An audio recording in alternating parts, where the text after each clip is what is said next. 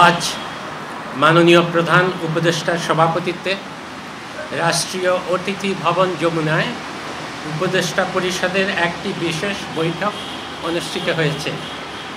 এই সভায় তিনবারের সাবেক প্রধানমন্ত্রী, সাবেক রাষ্ট্রপতির স্ত্রী ও বিএনপির চেয়ারপারসন বেগম খালেদা জিয়ার আশু রোগ মুক্তি কামনা করে দোয়া ও প্রার্থনা করা হয় এবং জাতির কাছে তার জন্য দোয়া ও প্রার্থনার আহ্বান জানানো হয়।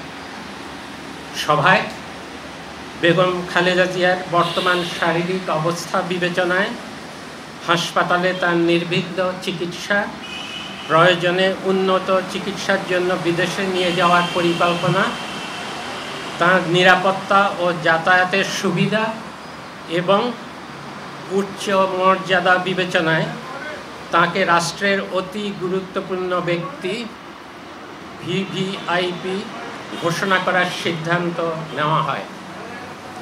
এই সিদ্ধান্ত অবিলম্বে কার্যকরের জন্য সংশ্লিষ্ট সকল সংস্থাকে নির্দেশনা প্রদান করা হয়।